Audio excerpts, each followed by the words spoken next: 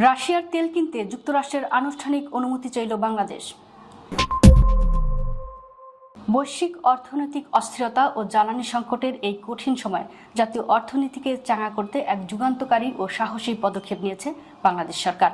প্রতিবেশী দেশ ভারতের মতো পশ্চিমা নিষেধাজ্ঞা এড়িয়ে রাশিয়া থেকে কম দামে জ্বালানি তেল কেনার জন্য যুক্তরাষ্ট্রের কাছে আনুষ্ঠানিকভাবে অস্থায়ী ছাড় বা অনুমতি চেয়েছে ঢাকা।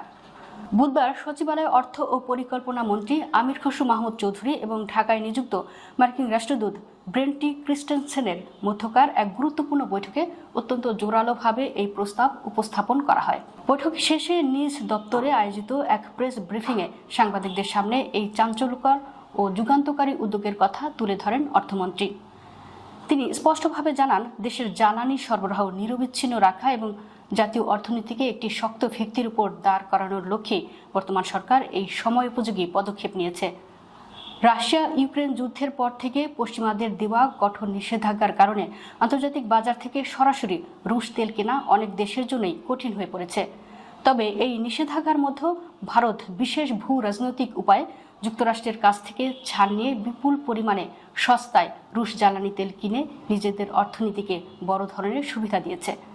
ভারতের এই সুবিধার বিষয়টিকেই প্রধান যুক্তি হিসেবে সামনে রেখে যুক্তরাষ্ট্রের কাছে নিজেদের দাবি তুলে ধরেছে বাংলাদেশ।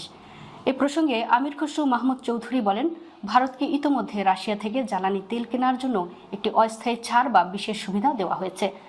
আমরা মার্কিন রাষ্ট্রদূতের কাছে স্পষ্টভাবেই বলেছি, যদি ভারতের মতো একটি বৃহৎ অর্থনীতির দেশ তাদের অর্থনৈতিক সুবিধার জন্য এই বিশেষ সুযোগ পেতে পারে, তবে একই কারণে বাংলাদেশেরও ঠিক এই সুযোগ পাওয়া উচিত। বাংলাদেশের এই আনুষ্ঠানিক অনুরোধের পর মার্কিন তরফ থেকে কী ধরনের সাড়া পাওয়া গেছে এমন প্রশ্নের জবাবে অর্থমন্ত্রী জানান, ঢাকার এই গুরুত্বপূর্ণ বার্তাটি গুরুত্বের সঙ্গে নেওয়া হয়েছে।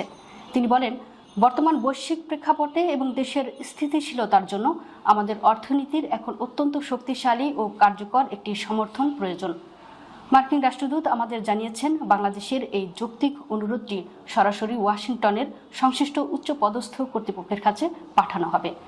এখন আমাদের অপেক্ষা করতে হবে এবং দেখতে হবে সেখান থেকে কি সিদ্ধান্ত বা ইতিবাচক সাড়া আসে।